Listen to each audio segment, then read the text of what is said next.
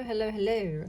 Let's have a look at the decks I worked with this week. So these are the last of the decks that I wanted to try out in my collection, and then I will have worked with every deck that I bought this year and can play around with combinations as I please. So we'll start with the tarot that I worked with this week, and that is the True Black Tarot. So this is the guidebook. It's matte, but it's got this black embossing on it, which is pretty cool. It's itty bitty. Each card has the title of the card, some keywords, and then they talk about the picture, and then you've got the tarot meaning of the card, and then there's additional information about the artwork, which generally is like little historical facts, which I think is kind of cute. So that's the guidebook. And then you've got the cards themselves.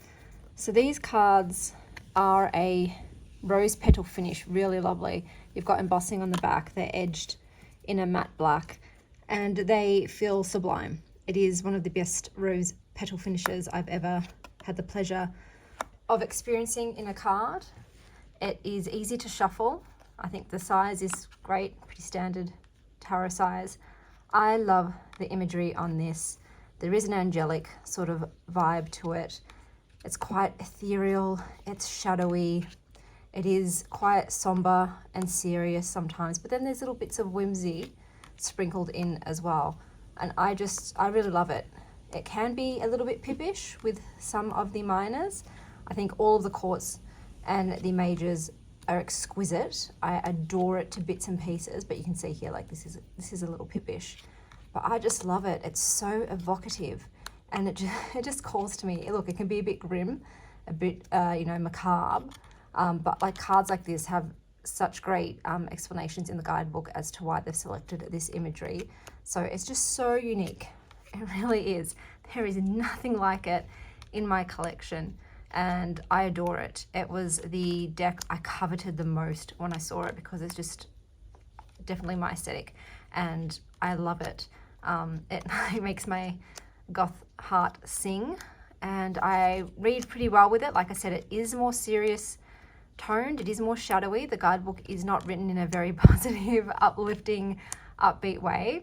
It includes its own card, which is the Anunt card here. I love it when decks have an additional card. But I really love it. It's also got sort of almost a medieval kind of vibe to me, a fantastical element. Like this could be a dark fantasy novel for sure. But yeah, I adore it, and I will be keeping this forever. Next up for the Oracle, we have the Magic and Mediums Oracle. So this is the guidebook. It is a very glossy finish. You've got the title of the card, sort of a keyword about the theme and topic. And then you've got things like this one has make a witch brew to banish negativity. So there's like activities and things that you do in regards to the keyword. And then you've got the keywords upright and reversed. You've got a blockage position, a divination position, and a reversed position. So a lot of the themes are to do with like sort of witchcraft, I would guess, or spiritual work. Like here you got kitchen magic, and make a filter for energy. I don't know how to say that word.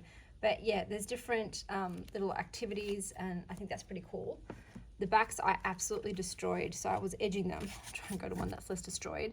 It's on a beautiful glossy linen finish. I did edge mine in like a gold, but then I tried to scrub it off and I had a disaster. Now this deck is in a limited color palette. It's very mostly black, white, and sort of bronze with little pops of color here and there. The cardstock is beautiful because it is that linen glossy finish. I did take some cards out of this deck for me personally. It's sort of like things that I don't practice or topics that I just had zero interest in. So I kept all the ones that I wanted in the deck. And yeah, and now I've had a lot of fun with it. Before I took out the cards, it was quite dark. It was quite, what's the word? There were some occult elements to it that I was just like, I'm not comfortable with, because it really is heavy on like sort of the arcane and the mystical and the magic. But yeah, so some cards I was like, no, thank you. I would prefer not to have that there. Like even this is a bit like, a bit creepy, a bit spooky, a bit full on. But yeah, the ones I have left, the meanings of them and the practices are up my alley. So meditation, I am keeping this in my collection. Okay, onto the third deck. Now, excuse my unpolished nails. I filmed this and I did the whole video, edited it together, and then my computer glitched and the video was gone. And then I made the video again and put it all together, and then once again, while I was exporting, the computer not only glitched but deleted a lot of the videos, including the wrap up for this one. So I've just had to pop in here and quickly film this, and hopefully the third time's a charm with this video. It feels like Mercury retrograde, let me tell you. So this is the Aha Oracle. There's a lot of information at the start of the book, like a lot about this book and how it works and everything else. These are the entries. So you've got the title and then a big message. The writing is great, excellent in this. Sorry, I'm rushing, but I'm racing daylight. So these are the backs of the cards. I've edged mine in like a burnished gold. The cardstock is that like papery, thin, semi like glossy cardstock. So not fantastic. Now, for me, the artwork on this, I don't vibe with whatsoever. It's just not my jam, man. I love the guidebook messages. They're very different, very weird and strange and esoteric and spiritual and just cool. Very cool, bit liminal. But in regards to am I going to keep this deck, I don't think I am. I just don't like the artwork really strongly. I have strong feelings about it. And for that reason, I know I'm not going to pull this out. I'm not going to pull this out over other decks. Like this clown, I can't, bruh. No. Yeah, it just sucks. But that is the way I feel about it. Like I said, at the moment, I have to keep a smaller collection because of space, and it's going to be a one in, one out situation. I don't know, if I got a fantastic deck that I loved, this would be on the chopping block. So I am just going to pass it on. It's no longer for me. However, I was thinking, what do I do with it? There's someone in mind that I'll give it to. If they don't want it though, I'm thinking I'm just going to keep the book and use it as like a bibliomancy sort of thing. Just flip through the pages, and that way I still get the messages, but I don't have to keep the cards. So I think that is what I'm going to do. Okay, so for the spread today, I have done a simple past, present, future. So aesthetically, I feel like they go together. Like they're quite pleasing to the eye, especially these two with their gold tones in them as well. So they're read together pretty well. And I must say, like I said, overall, this is a very tell it like it is selection of decks. They don't pull their punches. They are very frank and, to be honest, like a little bit brash in their advice to you. Oh, there's a little bird in the garden, sweetheart. Did you find a worm? And so yeah, so they did have that same stern tone to them. So let's start with past. We've got Two of Pentacles, fun, indecisiveness, juggling finances. A curious and playful ferret maneuvers atop a precarious arrangement of coins and gold nuggets. It is able to deftly sense minute changes in momentum, skillfully and gracefully keeping itself atop. The Two of Pentacles represents the ability to balance and shift attentions quickly and effectively, particularly with finances, or a situation in which such actions are necessary. While it may be fun, it cannot be kept up forever. The Two of Pentacles can also be a card of financial insecurity, forcing oneself into a situation where we must juggle expenditures and income, constantly unstable and in a state of flux. The only way out is to focus on a single task, a decision that should be made before everything comes crashing down. So yeah, for me, that's personal. Geez, it's talking about my divorce and obviously all that comes with divorcing in terms of financial instability. So I'm glad that is in my past. Hallelujah. And then for my present, I've got meditation. And yeah, this deck is calling me out. I have not meditated, I think, at all this month. I need to invite some more stillness and meditation in. So I hear you, deck. I'm going to listen. Meditation. The action or practice of thinking deeply or focusing one's mind for a period of time, in silence or with the aid of chanting for religious or spiritual purposes, or as a method of relaxation. True meditation allows you to breathe into yourself and just become aware. In this state of being that is just beyond distractions in the astral, you can find clarity, stillness, and peace.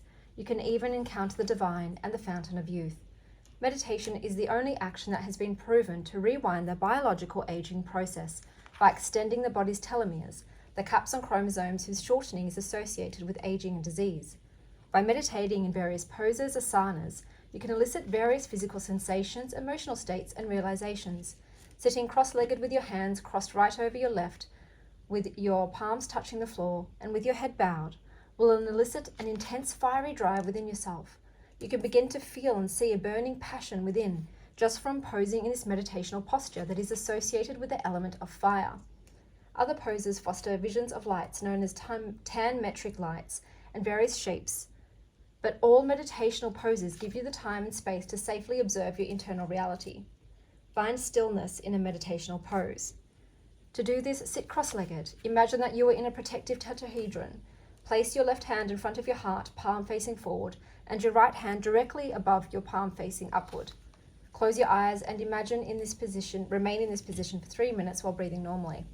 So the key words for this card are peace, protection, clarity, divine, teleportation, shield, stillness, and naked power. The reverse meanings are grounding, collective consciousness, the collective, contribution, oneness, safety, inner worlds, other world, mediumship, and Gaia. The blockage position. Your attempt to live in a bubble and ignore harsh realities in favor of working on yourself will not fully protect you nor exterminate negativity from the outside world. Divination position. You'll feel safe enough to be your true self, which will bring healing, peace, and clarity. Reversed position. You are ready to channel ancient and deep knowledge, but not ready to fully embrace it. So that is the present position. And then for the future position, we have the domino effect. Now, the meaning for this card is literally what I spoke about upon reviewing the book, The Midnight Library, which sort of talks about all of your potentials and how even the smallest action can change the future in other people's lives. So yeah, these definitely read very well for me. They are bang on. So we've got, from little things, big things grow. Often our behavior is unthinking. We're swept away on a tide of emotion and respond to situations as though an automatic pilot, without adequate thought or consideration regarding the consequences of our actions. As such, we open ourselves to create situations that are not beneficial to ourselves or others. In our capacity as human beings, we have the potential to create change. Sometimes there is a need for clarity, as an understanding of our desired outcomes assists us to make informed choices. Being an agent of change carries with it a responsibility towards not only self, but also others. The thought manifests as the word manifests as the deed develops into character, so watch the thought and its ways with care, and let it spring from love, born out of concern for all beings. As the shadow follows the body, as we think, so do we become. And that's the Dhammapada. This card asks us to aspire always to acting for the common good. We are asked to create impeccably. So yeah, like I said, great meanings in that, but I just don't like the way it looks. I hope that wherever you are having a fascinating morning, afternoon, or evening. And as always, stay wild, star child.